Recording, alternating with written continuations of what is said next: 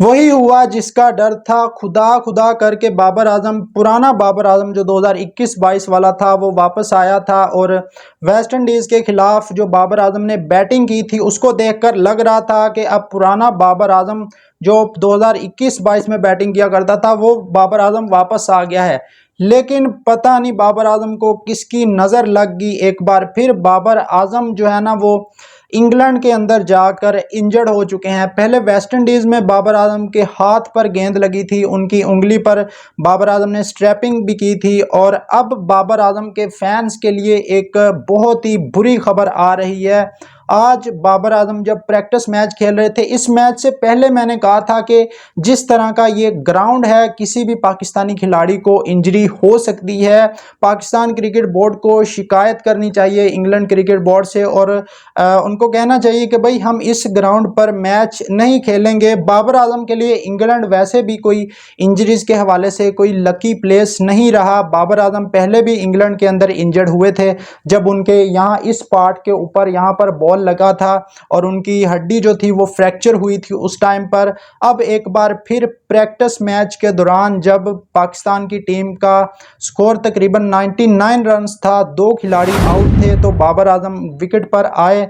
बाबर आजम ने 5 रन्स बनाए। उसके बाद फास्ट बॉलर का बॉल थोड़ा सा एक्स्ट्रा बाउंस हुआ और बाबर आजम के उसी पार्ट के ऊपर, उसी हाथ पर लगा जहां पर बाबर आजम को ऑलरेडी इंजरी हुई थी। और जब इंजरी पर इंजरी होती है तो आप फिर लंबे अरसे के लिए बाहर हो जाते हैं। खुदा ना खास्ता बाबर आजम, हम अफोर्ड नहीं कर सकते बाबर आजम को कि वो बाहर हों।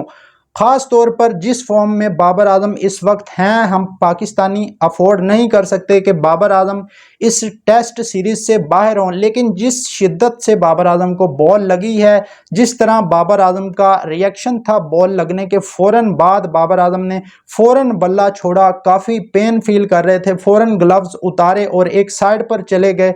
उसके बाद फिजियो आए और बाबर आजम को स्प्रे वगैरह किया, लेकिन बाबर आजम ने अपनी बैटिंग को कंटिन्यू नहीं किया। शायद बाबर आजम को जो इंजरी थी वो ज़्यादा थी, या मैच जो पाकिस्तान ने आगे खेलने हैं इंग्लैंड के ख़िलाफ़ उसकी वजह से बाबर आजम ने कंटिन्यू नहीं किया, या इंजरी का नोयत सीरियस हो सकती है। अभी तक इस हवाले से कोई रिपोर्ट नहीं आई।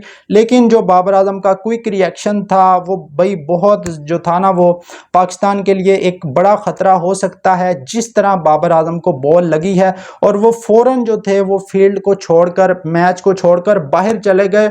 और बाबर आजम पाकिस्तान के लिए बहुत ही जो है ना वो अगर बाबर आजम को इंजरी होती है तो पाकिस्तान के लिए बहुत ही बड़ा लॉस हो सकता है। बाबर आजम की इंजरी पाकिस्तान बिल्कुल भी अफोर्ड नहीं कर सकता। दुआ करें बाबर आजम के लिए कि बाबर आजम जल्द रिकवर हो जाएं। मैंने पहले कहा था कि बाबर आजम को ये प्रैक्टिस मैच नहीं खेलना चाहिए, बाबर आजम को पूरी तरह रिकवर करनी चाहिए। वो भी शान मसूद जो थे उनको इंजरी हुई थी, उनको उनकी उंगली फ्रैक्चर हुई थी और उनको तकरीबन 2-3 हफ्ते का टाइम लग गया। खुदा ना खास्ता अगर इतना टाइम बाबर को लगता है तो पाकिस्तान के लिए जो है ना वो बहुत बड़ा नुकसान हो जाएगा।